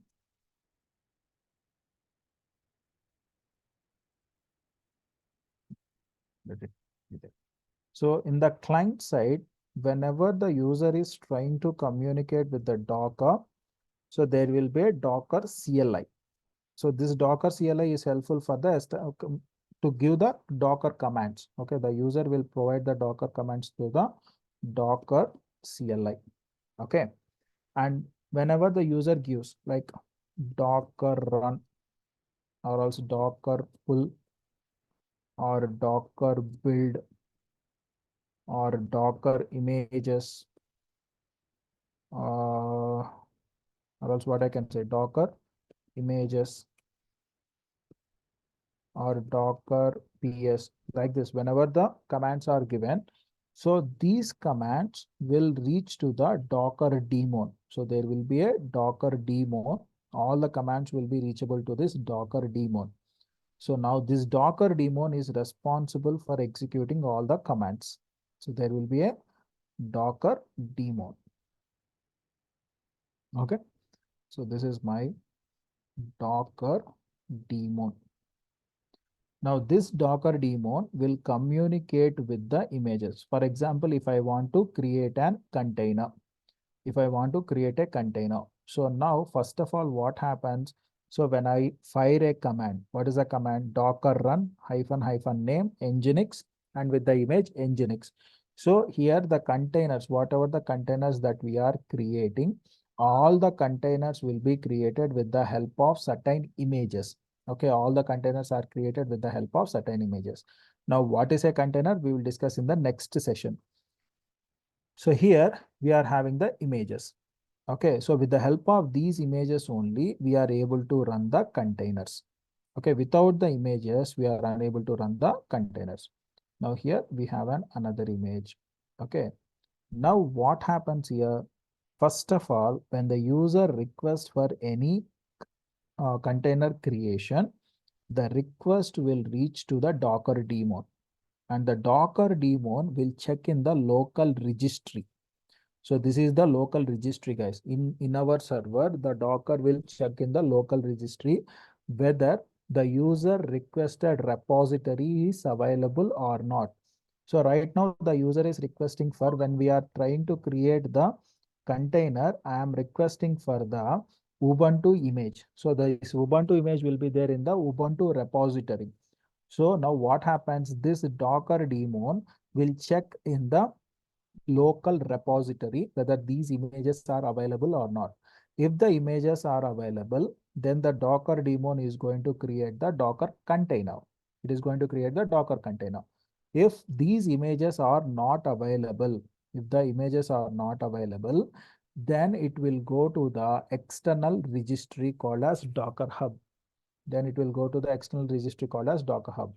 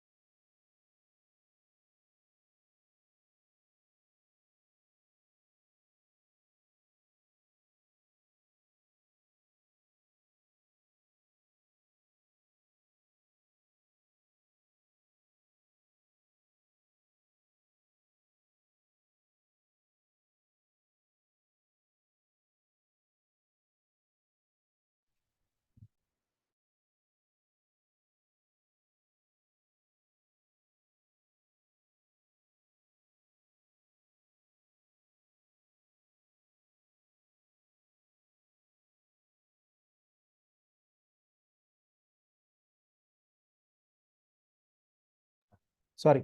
So now it will go to the external registry that is called as Docker Hub. Okay. So if the images are not available in the Docker registry, local registry, then the Docker daemon by default it know the exact IP address or else exact URL of the Docker Hub. It will go to the Docker Hub, and from the Docker Hub it is going to pull the images. So now if you see right now in my local registry, what are the images that are available? If you see here,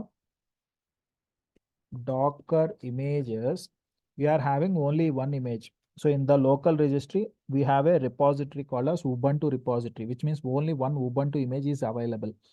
Now, if I try to create a container with Docker run hyphen itd hyphen name nginx 01 with the nginx registry or else nginx image. So see here what it is going to state it. Unable to find the image nginx latest locally. So I am unable to find it locally, which means in the local registry, in the local server, there is no repository called as nginx. So I will go to the Docker Hub. So then what happens? The Docker daemon will approach to the Docker Hub, and from the Docker Hub, it is going to pull the image. From the Docker Hub, it is going to pull the image into my local repositories or else local registry. Inside that, it is going to create a repository with the name nginx. And then it is going to create a container. And then it is going to create a container. So this is what happens in the backend. So now this is the architecture of your entire Docker. For example, when the user gives any command, the command will be sent through the Docker daemon, and the Docker daemon, if it has to run any containers or else if it has to pull any images or else it has to build any images. Now what happens with the Docker daemon? First of all, if it has to run a container, it will check in the local. So if the images are available in the local, then automatically it is going to create the container. So let me show you one thing. Now we have the nginx image in our local, right? Docker images.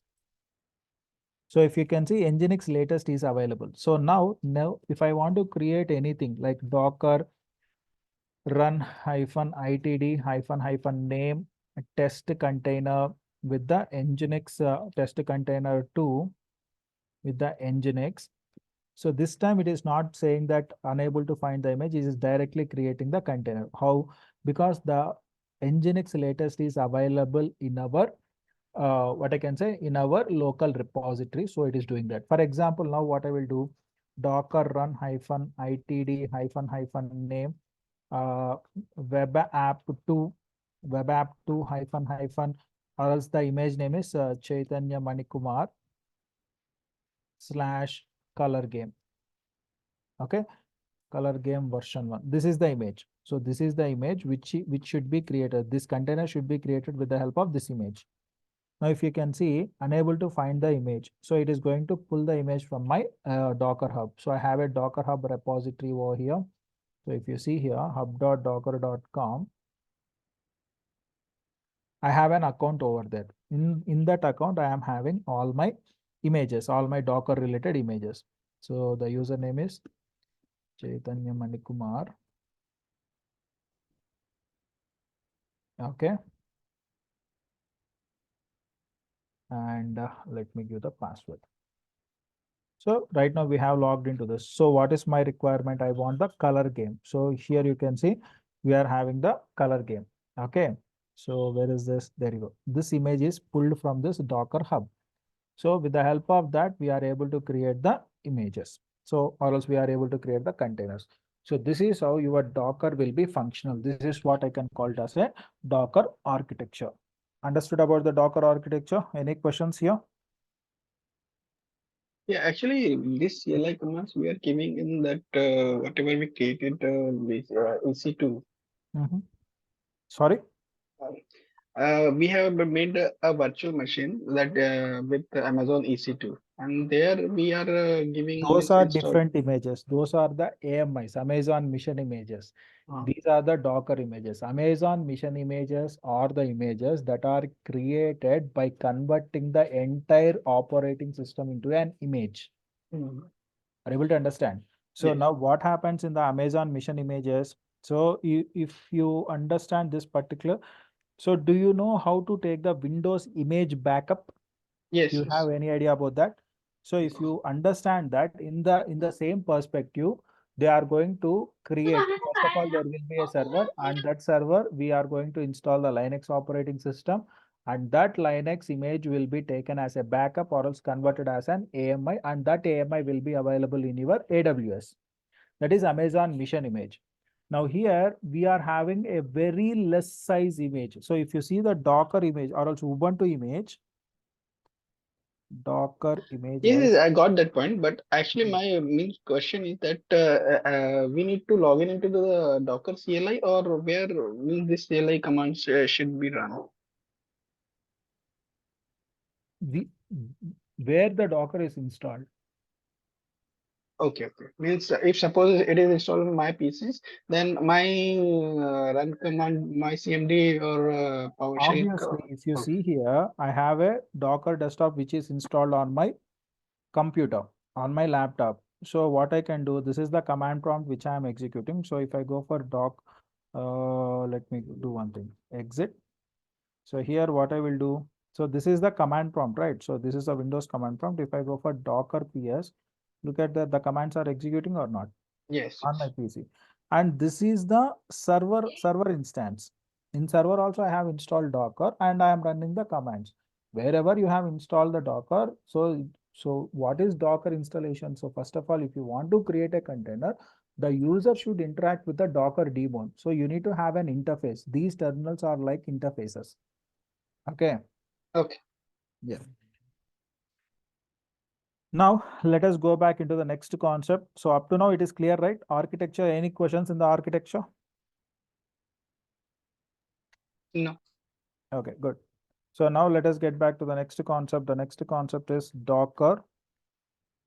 Now up to now we have discussed about the Docker architecture. Now we are going ahead with the Docker lifecycle. So whenever we want to create any container, we are going ahead with the command called as, what is the command that we are using? Up to now we have created several containers. We have used the command docker run. We have used the command docker run. Okay. So when we are using the command docker run, so directly we are making the containers run. Okay. But before that,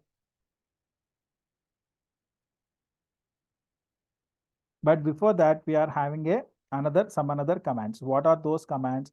So docker run means directly the container will be created and that will be in the running stage. Now, what are the different stage or else what are the container life cycle? Especially I need to discuss about the container life cycle, not the Docker life cycle. So if anybody asks you what is the Docker life cycle, sorry, I might be thinking of container life. I think it is a container life cycle. I can tell you about that. So the first thing is, first of all, you need to create the container. First, we will create the container. So the first stage will be creating. And after creating the container, okay, so let me show you. Directly the container won't be started. Okay, first of all, we are going to create that. So what I will do, Docker create. I'm not going to give any hyphen itd anything. So that is for the run stage. Right now, Docker create hyphen name life cycle. The container name is life cycle, or else let me go with the uh, new container. This is the container name, and with the image Ubuntu. So I am creating the container with the image name called as Ubuntu. So if you can see Docker PS, now here everything is in up. Oh, sorry, Docker PS -a. So Docker PS means it is going to display all the containers which are in running state. Try to understand. So whatever the containers that are in the running state, every container will be displayed with the help of the command Docker PS.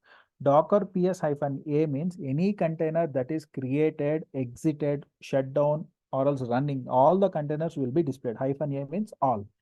So here you can see there is a container which is created. What is the container? New container. With the name new container, we have created a container, and it is not still up.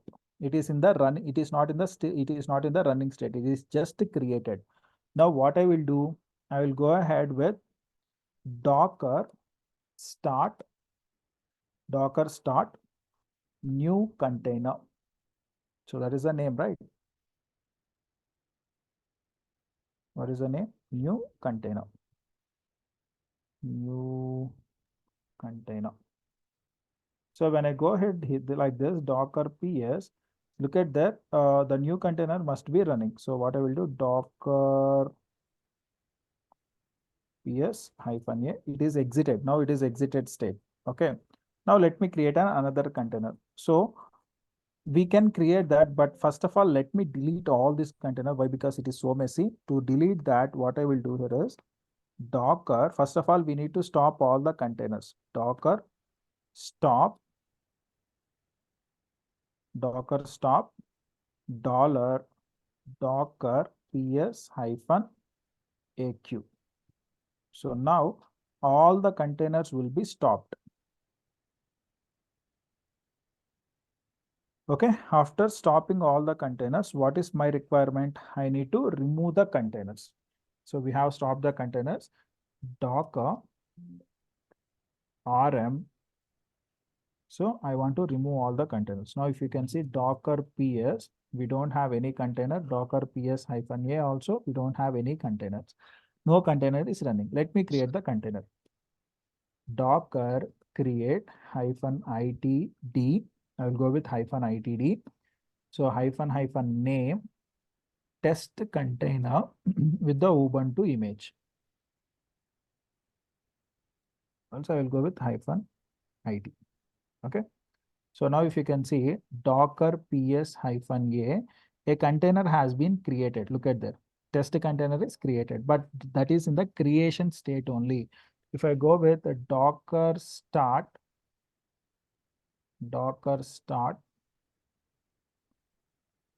test container, Docker start test container. Now, if you can see Docker PS, the container is started and running. So what happened here? If I want to make the container to run into the running state, so first of all, I need to create the container and then I need to execute a command Docker start. I need to start the container. Once I have started the container, now the container will be in the running state. Now the container will be in running state. So to bypass all these commands, and which means Docker start, Docker create, to bypass all these things, what we have done, we have went for a command called as run, directly Docker run. So whenever I give the command Docker run, we don't need to create and start the containers. Automatically it will be created and started. The container will be in the run state. Okay, the container will be in the run state. Fine. When the containers are running, suddenly due to any problem, when the containers are running due to any problem, okay, any internal problem with the containers or else due to any external problems on the containers, I want to stop the process. I want to stop the process, but I don't want to stop the container. See, what is the meaning of stopping of the process and stopping of the container in the sense, for example, you are watching a movie. So in your TV, you are watching a movie. So whenever you are watching the movie, so somebody called you for outside, and so now what you will do, whether you will stop the movie or pause the movie. So you will pause the movie and go outside and look after the work and come back. So, and then you will resume it. So when you resume the movie will be playing at the point where you have paused. For example, you have paused the movie at 1 hour. So from 1 hour only, it will be started. Again, resume. But when you stop the movie, in the sense, totally you are turning off the TV, then automatically what happened? You have to start, you have to resume, or else you have to start from the beginning. So here, whenever the containers are running, if I pause the container, the process will be stopped. Process will be stopped in the sense the application processing will be stopped, but the RAM will be consumed. RAM will be, so the application will be there in the RAM. When you unpause this, then the application will be running normally. So you don't need to start again all the processes. So you can resume the application. Now that is called as a pause and unpause state. So to explain this, what I will do here is I will go ahead with a small application so that you can get a clarity. The next stage is pause and unpause. Okay, so here it is. Pause. And the next one is unpause. Okay, so the application or else the container will be in the pause state. Where I am right now? Yeah, where is this container? Okay, let me duplicate the session.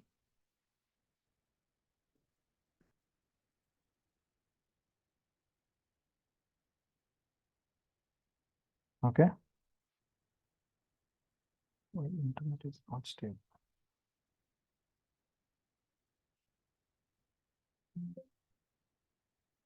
Hold on. Okay. Docker stats. When I go for the Docker stats command, it is showing me that the test container is running with a 0 CPU and only 1 MB of memory usage. So I will create one more container over here. In the same server, I am going to create another container. So what I will do here is Docker run -itd. Directly I am into the running state. Previously I have created and then I made it into run. So right now I am directly going into the run state --name name stat. So this is the container name, and then with the image Nginx. Okay, with the help of the image Nginx, I want to create this. Okay, now we have a container created. So Docker PS, we have the two containers that are created. One is test container and the other one is stat. Let me go into that stat container. Docker execute -it stat, and I will go with bash. So now what I will do here is apt update -y, and I will install an dummy application which will consume the entire resources. So if you can see here, apt install -y stress. So this is a dummy application which is installed in the Linux so that it is going to consume the entire resources.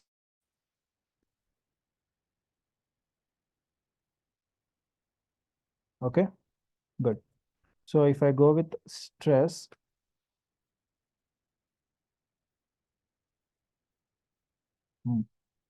so before I implement this, you can see here we have a test container running, which is of 0 CPU, and stat container is also running. I installed stress on the stat container. So now what I will do, for 10 minutes, I want to run this stress. Look at there, slowly, if you can see, the CPU utilization has been increased to 90% and the memory utilization is increased to 120 to 200 MB. So which means that the application is utilizing the processor and as well as the memory. So if I want to know why it is utilizing, so I don't want to stop the container. If I stop the container, the entire process will be killed. Okay, so without stopping the container, what is my requirement? I just want to understand. Okay, for that, what I will do here is I will pause the container. I'm going to pause the container. So what I can do here is, let me go to a duplicate session. Okay, sudo su hyphen docker pause. The container name is stat. If I pause the container, look at there. The memory utilization is as it is, guys. Here you can see 87 MB. The memory utilization is there, which means that the application is there inside the memory, inside the RAM. But what about the processing? There is nothing. No processing is done. So which means that we have paused the container. And again, I will go for unpausing. If the issue is resolved, then I can go for the unpausing the container. Then automatically there will be a processing of that application. Okay, so this is what meant by pausing and unpausing of the containers. And the next one here is Docker stop. So what I will do, Docker stop, which means that completely killing the application. Docker stop start means, see here, the application is not there. The application is removed from the Docker So it is not removed, it is in the stopped state. If you want again to start it, you can go ahead. Docker start stat. Again, the container will be started. So the meaning is the main difference between pause and unpause in the sense pausing and unpausing, the process won't be killed, the process will be there, but it will be in the pause state. But when you go for the stop means the entire process will be killed. The container will be killed and the application inside the container will be killed until you start the container back. Okay, so this is stop and start.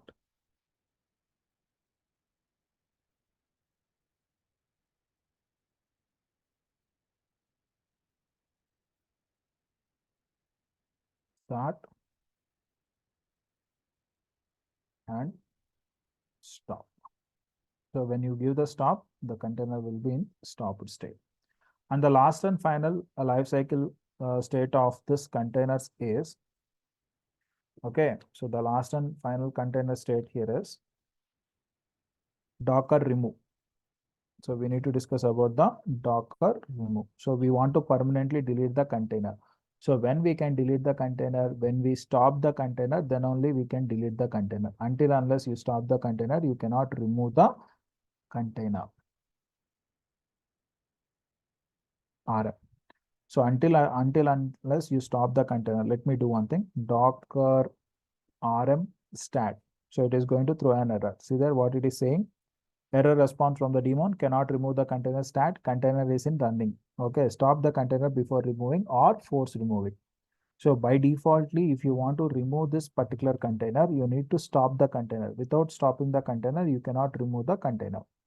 Now, if you really want to remove the container, so which is in running state, you need to forcefully remove the container. Of course, from the running state also you can remove it, but it is forcefully removable.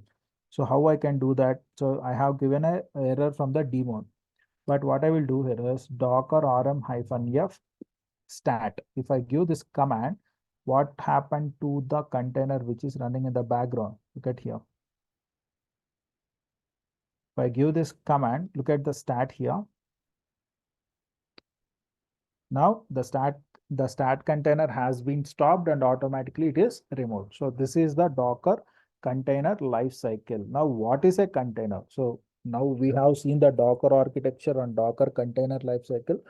Now we need to understand what is a container. So what is a container and how the containers will be working out, and how containers are created with the help of images, and what is a Docker network, everything we need to understand. So that we will discuss in the next session. Next session also you will have 2.5 hours to 3 hours of session, guys. So that's it from my end. If you have any further questions, you can ask me now. Questions? Yeah, thanks. We can easily install Docker on our laptop. Yes, you can install the Docker.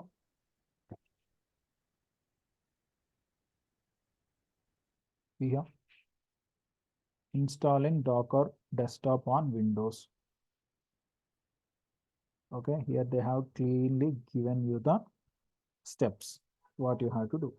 So first of all, you have to download the Docker installer. So go to Docker desktop installer. Okay. So what you can do here, you can check out the Docker desktop installer, Docker desktop for Windows. Click on that. Automatically what happened? Docker desktop installer will be downloaded, and then follow the steps. Double click on that and it will ask you for the location. You have to provide it. No, I want to go ahead with the command line. Once you have downloaded the Docker desktop installer, install it. That's it. Anyways, the same. Like a small application, how you are installing, you can install your Docker desktop also. Okay. Okay. Okay. Yeah. So that's about your Docker basics, guys. So if you see in the syllabus, when I go to the syllabus, where is this? What we have done? We have completed the introduction to containers, or else introduction to Docker, Docker architecture and the repositories. And then we have seen the Docker images. Just I did not go in deep into the Docker images. Tomorrow we will discuss very in deeply into the Docker images with layers.